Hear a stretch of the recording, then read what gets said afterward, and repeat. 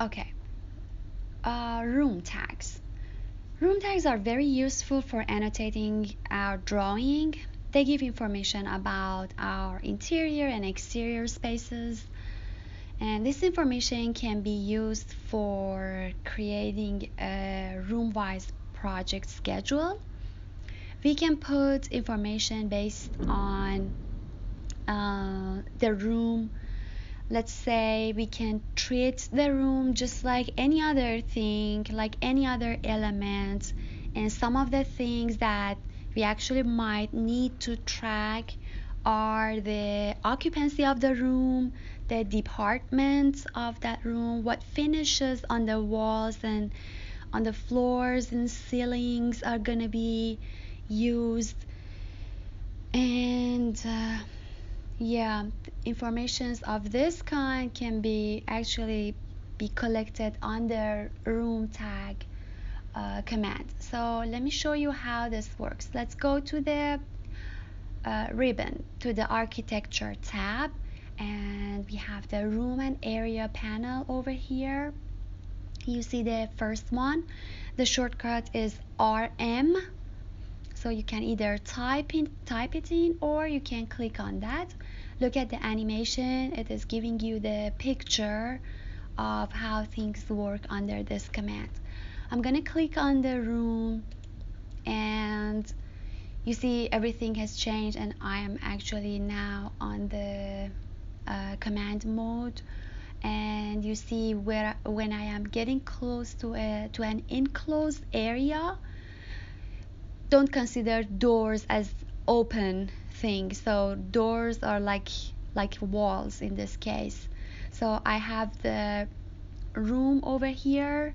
If I want to put it somewhere outside the walls, you see this is not possible. We always need an enclosed area. Even this large area, because it has the walls around it, is considered as closed. So I'm gonna just hover over this room. You'll see when I am getting closer, there is a highlight boundary around the room. This is showing me the limits that this room is considering.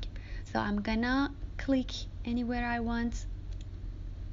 You'll see the number is written as 10 because I tried 9 more times before I do this, so I can easily double click on that, give it number 1, and elements have duplicated number. Oh, okay.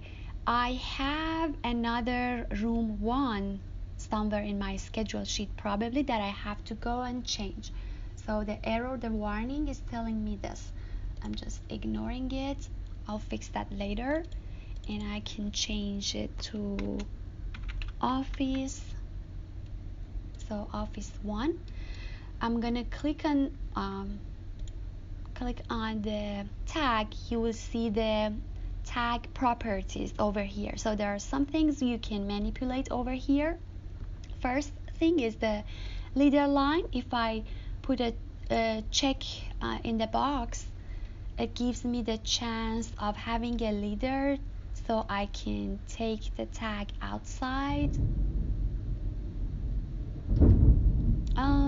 The reason I have this question mark, I'll tell you why. Because this grip, that's good to know. So warnings are not always bad. They can be educational. The reason I'm telling you is that this grip is supposed to be inside the room. Now it doesn't understand where I'm pointing at.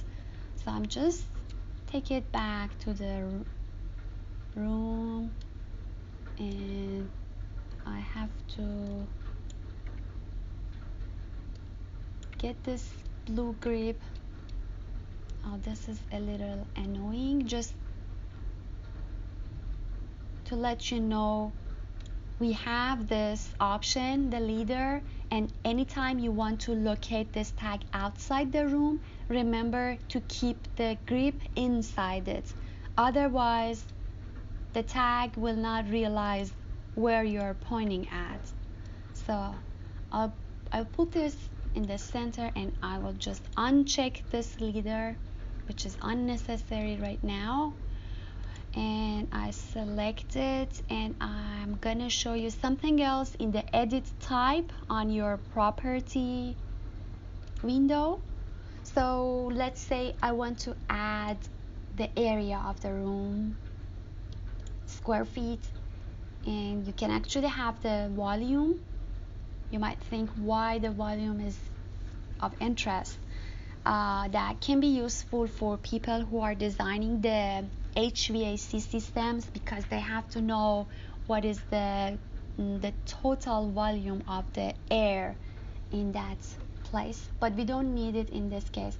I'm just gonna hit apply, okay, and we are done with that.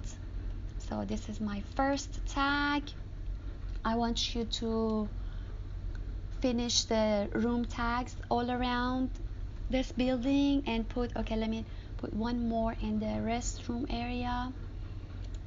Click modify and save. Remember to save your files very often. Okay, room, I have the tag on, and I'm gonna pick my first restroom, and this is telling me that my restroom has already picked for the the room tag. I did it previously, but I forgot to delete it. That's fine, I will modify it later. I'll say WC number 1. I think I'm gonna get another warning. Yes,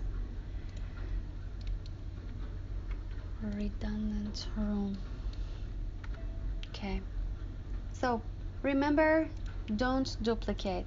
I have the rooms already recognized. You have to delete them all, otherwise there's gonna be an error. Okay, one more time. Room. Oops, how many times I did it? Okay, we're good now. Water closet 1. All right. This is a good case to put your information outside of the area. Let me see if I can do it here.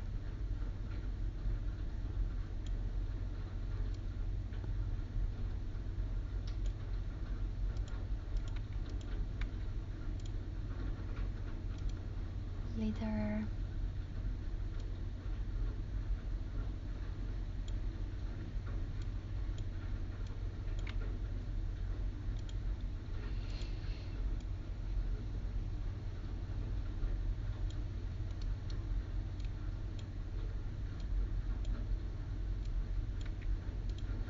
Okay, you have to play with this to get the correct sense of it. I'm not gonna waste my time right now. I'll try to show it to you in the class. This is how the room tags work. One more thing I want to show you is, now you can go to the project browser, go to the schedule. You should see something like that. Click on the plus sign. So you open it.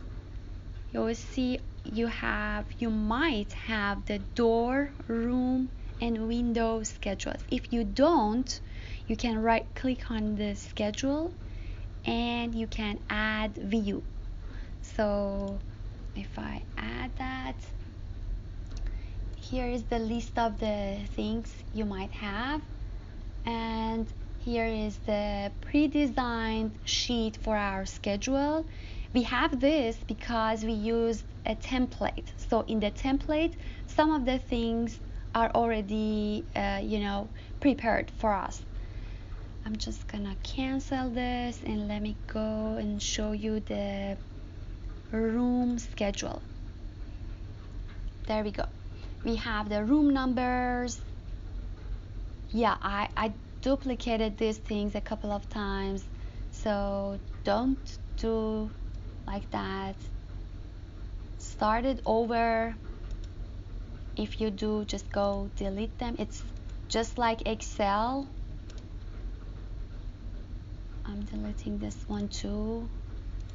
And you see we have the information: floor finish, base finish, wall, ceiling height, and comments, which is gonna be useful for the next party who is gonna get your files.